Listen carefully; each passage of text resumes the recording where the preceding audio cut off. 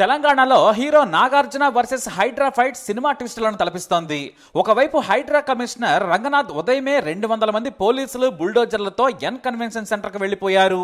Current తీసేయించారు. ఇక కూల్చివేతలు మొదలు పెట్టారు. అందులో కనీసం సామాన్లు కూడా సర్దుకునే ఛాన్స్ కూడా ఇవ్వలేదు. తెల్లారక ముందే కేవలం 2 గంటల్లోనే ఎన్ కన్వెన్షన్ నేలమట్టమైపోయింది. కానీ ఆగమేఘాల మీద తెలంగాణ హైకోర్టుకు వెళ్లిన నాగార్జున స్టే ఇవ్వాలని కోరారు. ఆయన తన లాయర్ ద్వారా నేను కష్టపడి సంపాదించిన సొమ్ముతో కట్టుకున్న ఆస్తి అని హైకోర్టుకు చెప్పారు. నాటి సర్వే ప్రకారం నేను కొన్నాను. 2010 నుంచి 2012 వరకు దీని నిర్మాణం పూర్తయింది. కానీ ఆ తర్వాత ప్రభుత్వం మాకు నోటీసులు జారీ చేసింది. చెరువు సరిహద్దుల్లోకి వచ్చి కట్టారని మాకు నోటీసులు జారీ చేశారు. కానీ ఈ భూమి మీద 3-4 సర్వే రిపోర్ట్లున్నాయి. మేము ఆనాడే హైకోర్టును ఆశ్రయించాం. ఇప్పుడు 9 కోట్లు డిపాజిట్ గా కట్టి ప్రభుత్వ ఆరోపణలు నిరూపిస్తే తమ నిర్మాణానికి తగిన మార్పులు చేసుకుంటామని మాకు అవకాశం ఇవ్వాలని ధర్మాసనాన్ని కోరారు నాగార్జున తరపు లాయర్. దీంతో ప్రభుత్వ ఉత్తర్వులపై కోర్టు స్టే విధించింది. కానీ అప్పటికే కూల్చివేత పూర్తి కావడంతో ఆ విషయాన్ని కూడా కోర్టు దృష్టికి తీసుకెళ్లారు. అయితే కూల్చివేతలు ఆపాలని మధ్యంతర ఉత్తర్వులు జారీ చేసింది కోర్టు. కానీ కూల్చివేత అప్పటికే పూర్తి అయిపోయింది కూడా. ఎన్ కన్వెన్షన్ ను 2015లో గ్రాండ్ గా ఓపెన్ చేశారు. సినిమా హీరో నాగార్జున తన స్నేహితుడు ప్రీతం రెడ్డితో కలిసి N3 ఎంటర్ప్రైజెస్ పేరుతో నిర్మాణం చేపట్టారు. ఎన్ కన్వెన్షన్ సెంటర్ మాదాపూర్ ప్రాంతంలో అత్యాధునిక ఫంక్షన్ హాల్. దీనిపై మొదటి నుంచి వివాదమే ఉంది. వాస్తవానికి నాటి బీఆర్ఎస్ సర్కారు హయాంలోనే జిహెచ్ఎంసీ అధికారులు నోటీసులు కూడా ఇచ్చారు. అయితే నాగార్జున నాడు కోర్టుకెళ్లారు. అధికారులు దీనిపై విచారణ కూడా జరిపి మొత్తం 3 ఎకరాల 30 గుంటల భూమిని నాగార్జున ఆక్రమించారు. ఆయన ఏకంగా చెరువును ధ్వంసం చేసి మట్టి పోసి ఖరీదైన ప్రాంతంలో భూమిని ఆక్రమించి కట్టారని తేల్చారు అధికారులు. కానీ హైకోర్టు స్టే విధించడంతో ఆ కూల్చివేతలు ఆనాడు ఆగిపోయాయి. కానీ కాంగ్రెస్ ప్రభుత్వం వచ్చిన తర్వాత సీఎం రేవంత్ రెడ్డి హైడ్రాను ఏర్పాటు చేశారు. చెరువులను కాపాడుకోవాలి, వాన వస్తే వరద నీరుపోయే పరిస్థితి లేదు, పిల్లలు నాలాల్లో కొట్టుకుపోతున్నారు, ప్రజలు చనిపోతున్నారు. దీంతో రంగనాథ్ ఆధ్వర్యంలో కమిటీని ఏర్పాటు చేశారు రేవంత్ రెడ్డి. చెరువుల్లో అక్రమంగా కబ్జాలు చేసి నిర్మించిన కట్టడాలను కూల్చివేయాలని ఆదేశాలు జారీ చేశారు. ఇప్పటికే కూల్చివేతలు కూడా మొదలు పెట్టేశారు.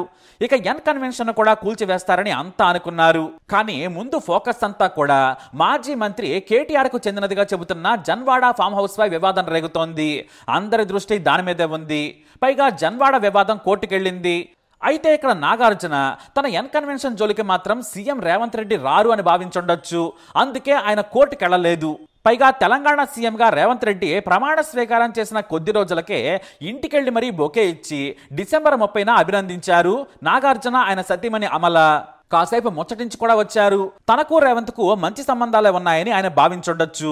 ఎందుకంటే ఏమాత్రం అనుమానం వచ్చినా కూడా ముందే హైకోర్టుకు వెళ్లి స్టే తెచ్చుకునేవారు నాగార్జున. కానీ ఈలోపే నాడు బీఆర్ఎస్ హయాంలో చేసిన సర్వేతో పాటు బఫర్ జోన్ను, ఎఫ్టీఎల్ లిమిట్ హద్దులను పరిశీలించారు హైడ్రా కమిషనర్ రంగనాథ్. ఎఫ్టీఎల్లో ఎకరా 12 గుంటలు, బఫర్ జోన్లో 2 ఎకరాల 18 గుంటలు ఉందని తేల్చారు. అంతేకాదు చెరువును ధ్వంసం చేసి మట్టి పోసి ఎత్తుగా చేసేసి నీరు తన ఫంక్షన్ హాల్లోకి రాకుండా చేశారని గుర్తించారు.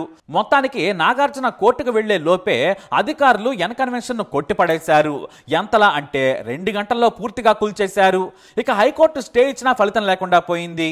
అయితే నాగార్జున మాత్రం ఎన్ కన్వెన్షన్ ను కూల్చివేయడంపై ఆగ్రహం వ్యక్తం చేశారు. కోర్టులో ఉండగానే ఏకపక్షంగానే కూల్చేశారు. కోర్టు స్టే ఇచ్చినా కూడా కూల్చివేశారని ఆయన ఆవేదన వ్యక్తం చేశారు. నిజంగా కోర్టు నేను ఆక్రమించానని చెప్పి ఉంటే ఖచ్చితంగా నేనే కూల్చేసేవాడినని చెప్పుకొచ్చారు. నేను డబ్బులు పెట్టి కొన్న భూమిలోనే కట్టుకున్నాను, నేను కబ్జా చేయలేదన్నారు నాగార్జున.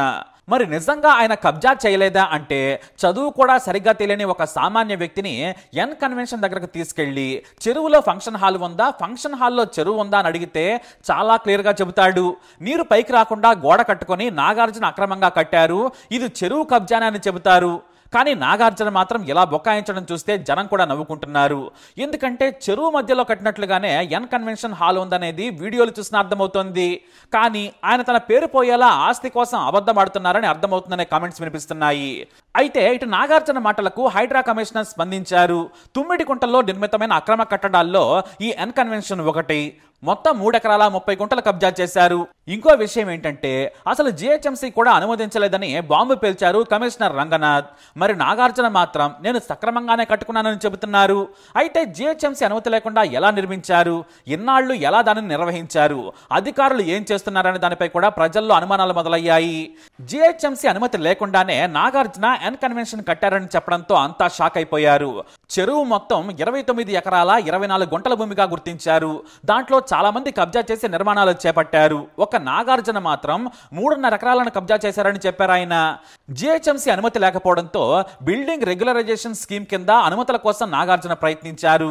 కానీ బీఆర్ఎస్ అధికారులు అనుమతించలేదు. తుమ్మిడికుంటపై 2014లోనే నోటిఫికేషన్ ఇచ్చింది. అక్రమ కట్టడాలపై నోటీసులు కూడా ఇచ్చింది. కానీ హైకోర్టుకు వెళ్లడంతో చట్టబద్ధంగా వ్యవహరించాలని ఆదేశించింది. అయితే నాగార్జున మాత్రం కోర్టు ఇంతకు ముందే స్టే ఇచ్చినా కూడా కూల్చివేశారని రంగనాథ్పై ఆరోపణలు చేశారు. కానీ కోర్టు నుంచి ఎలాంటి స్టే లేదు. కేవలం 2017లో ఎఫ్టీఎల్ సర్వే నివేదిక మాత్రమే పెండింగ్ లో ఉంది. ఏ కోర్టు కూడా స్టే ఇవ్వలేదు. ఈ విషయంలో నాగార్జున సహా అందరూ తప్పుదోవ పట్టించి వాణిజ్య కార్యక్రమాలు చేపట్టారని ఆగ్రహం వ్యక్తం చేశారు. అంతేకాదు ఎఫ్టీఎల్ లో ఉంటే నిర్దాక్షిణ్యంగా కూల్చివేయాలని సుప్రీంకోర్టు, హైకోర్టు కూడా తీర్పులు ఇచ్చిన విషయాన్ని గుర్తు చేశారు రంగనాథ్. అయితే అసలు నాగార్జున ఎప్పుడు ఎలా కట్టారు, ఆయనకు అంత ధైర్యం ఎలా వచ్చిందనే దానిపై కూడా సోషల్ మీడియాలో రకరకాల కథనాలు వినిపిస్తున్నాయి. 2012 సమయంలో తెలుగు ప్రజలంతా తెలంగాణ ఉద్యమం సమైక్యాంధ్ర ఉద్యమం అని కొట్టుకుంటూ ఉన్నారు. వివాదాలు, గొడవలు జరుగుతున్నాయి. పైగా కేంద్రం నుంచి ప్రత్యేక రాష్ట్రం ఏర్పాటు ప్రకటన రావచ్చనే దానిపై కూడా ఆసక్తితో ఎదురు చూస్తున్నారు. అయితే సరిగ్గా అదే సమయంలో తనకి చిన్నప్పటి మిత్రుడైన కిరణ్ కుమార్ రెడ్డి సీఎంగా ఉన్నారు. ఆయన్ను తన ఇంటికి భోజనానికి కూడా పిలిచారు నాగార్జున. ఓ రోజున నాటి సీఎం కూడా వెళ్ళొచ్చారు. ఆ సమయంలోనే నాటి ముఖ్యమంత్రి కిరణ్ కుమార్ రెడ్డి భరోసాతోనే ఆయన ఈ భూమిని కబ్జా చేసి కట్టారని, సీఎం స్నేహితుడిగా ఉన్నారనే ధైర్యంతోనే కట్టారనే విమర్శలు వినిపిస్తున్నాయి. అయితే నాగార్జున పార్ట్నర్ ప్రీతం రెడ్డి కూడా రాజకీయ పలుకుబడి కలిగిన వ్యక్తి. ఆ కారణంతోనే కబ్జా చేశారని కొంతమంది విమర్శిస్తున్నారు. ఒకటి మాత్రం వాస్తవం, నాగార్జున భూమి కబ్జా చేశారనడానికి శాటిలైట్ మ్యాపులు కూడా అవసరం లేదు. నడి చెరువులో ఆయన కట్టారనేది వాస్తవం. ఇంకా చెప్పాలంటే అధికారులు బఫర్ జోన్ ని, ఎఫ్టీఎల్ ను ఇంకా తక్కువ చేశారు. ఎందుకంటే ఇటు సామాన్యులు ఇల్లు కట్టుకున్నారు. వాటి పరిధిని పెంచి వివాదాలకు వెళ్లి వారి జీవితాలను నాశనం చేయొద్దని జాగ్రత్తగానే చేశారని చెప్పొచ్చు. ఎందుకంటే ఒకప్పుడు ఏ చెరువైనా కూడా కనీసం 100 ఎకరాల మేర విస్తరించి ఉన్నాయి. కుంటలు కూడా కనీసం 50 ఎకరాల మేర విస్తరించి ఉన్నాయి. అయినా కూడా సామాన్యుల విషయంలో జాగ్రత్తలు తీసుకునే బఫర్ జోన్ వరకు హద్దులు పెట్టారని చెప్పొచ్చు. అయితే ఇక్కడే మరో విషయం కూడా ఉంది. 2016లోనే టీడీపీ తరపున ఎమ్మెల్యేగా గెలిచిన రోజునే నేటి సీఎం రేవంత్ రెడ్డి అసెంబ్లీలో అక్రమ కట్టడాలు, చెరువు కబ్జాలు ఆక్రమించి నగరాన్ని ధ్వంసం చేశారు. సినిమా హీరోగా ఉన్న నాగార్జున అందరికీ ఆదర్శంగా ఉండాలి, కానీ ఆయనే చెరువుకు అడ్డంగా గోడ కట్టి ఎన్ కన్వెన్షన్ అనే ఫంక్షన్ హాల్ ను కట్టేశారు. దాన్ని కూల్చివేసేందుకు ప్రభుత్వానికి ఎవరడ్డం వస్తున్నారని నిలదీశారు. కానీ సీఎం అయిన తర్వాత హైడ్రాను ఏర్పాటు చేసి ఆయనే కన్వెన్షన్ సెంటర్ ను కూల్చివేయించారు. ఎంతవరకు బాగానే ఉంది. కానీ తన కూతురు పెళ్లిని కూడా ఇదే కన్వెన్షన్ హాల్లో గ్రాండ్ గా చేశారు రేవంత్ రెడ్డి. అలాగే అదే ఫంక్షన్ హాల్ ను కూల్చివేయించారు ఆయన. ఇదే ఇప్పుడు సోషల్ మీడియాలో వైరల్ గా మారింది. అయితే నాగార్జునకు రేవంత్ రెడ్డికి వైరం ఎక్కడ మొదలైందనేది ఎవ్వరికీ తెలియదు. ఎందుకంటే అక్రమ కట్టడాల్లో ఒక నాగార్జునే కాదు ఉంది, అందరూ ఉన్నారు. కానీ రేవంత్ రెడ్డి మొదటి నుంచి నాగార్జునను టార్గెట్ చేశారనే విమర్శ ఉంది.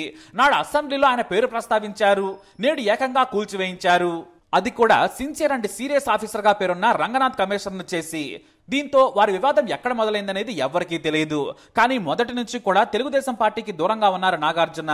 అలానే ఆయన కాంగ్రెస్ కు కూడా ఎప్పుడు దగ్గరగా లేరు. అయితే వైఎస్ రాజశేఖర రెడ్డి, ఆ తర్వాత కిరణ్ కుమార్ రెడ్డి, ఆ తర్వాత వైసీపీ అధినేత వైఎస్ జగన్ తో సన్నిహితంగా ఉన్నారు. చంద్రబాబు నాయుడుతో పెద్దగా కనిపించిన సందర్భాలు చాలా తక్కువ. పైగా బాలయ్యకు, నాగార్జునకు వైరం ఎప్పటి నుంచో ఉందనే విషయం తెలుసు. అయితే ఈ వైరాన్ని పటాపంచలు చేసేందుకు బాలకృష్ణ అన్స్టాపబుల్ సీజన్ 3కి నాగార్జునని గెస్ట్ గా ఆహ్వానిస్తున్నారు.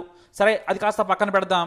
మొత్తం మీద పార్టీల నుంచి పాత పగలే నాగార్జున ఫంక్షన్ హాల్ ను కొలగొట్టే వరకు వెళ్ళిందనే టాక్ ఉంది. అయితే ఇదే టీడీపీ ట్రస్ట్ కూడా గండిపేటలో భారీగా 10 ఎకరాలకు పైగా కబ్జా చేసి ట్రస్ట్ నిర్వహిస్తూ ఉంది. ఆ పక్కన బడాబాబుల గెస్ట్ హౌస్లు వందల సంఖ్యలో ఉన్నాయి. మరి వాటిని కూడా హైడ్రా కూల్చివేస్తుందా అనేది వేచి చూడాలి. హైడ్రా కమిషనర్ రంగనాథ్ మాత్రం మేము పని మొదలు పెట్టి 10 రోజులు కూడా కాలేదు, అందరివి కూల్చేస్తాం, ముందు ఎఫ్టీఎల్ లో ఉన్న వాటిని కూల్చేస్తాం, పేదలకు నష్టం చెయ్యం, ముందు చెరువులను కాపాడుతామని ఆయన క్లియర్ గా చెబుతున్నారు. అయితే ఇంతవరకు ఒక కాంగ్రెస్ నేత అక్రమ ఇళ్లు, ఫామ్ హౌస్లను, గెస్ట్ హౌస్లను హైడ్రా కూల్చలేదు. నాగార్జునది కూల్చడం పెద్ద విషయం కాదు. కాంగ్రెస్ నేతలవి ముందు కూల్చి ఆ తర్వాత మిగతా పని మొదలు పెడితే జనం జేజేలు పలుకుతారు అన్నంలో సందేహం లేదు. మరి అవి కూడా జరుగుతాయా? చూద్దాం ఏం జరుగుతుందో. మీ అభిప్రాయాన్ని మాత్రం కమెంట్ ద్వారా మాకు తెలియజేయండి. వీడియో అప్డేట్స్ కోసం మై ఛానల్ ఫాలో అవ్వండి. అలాగే తప్పకుండా సబ్స్క్రైబ్ చేసుకోండి.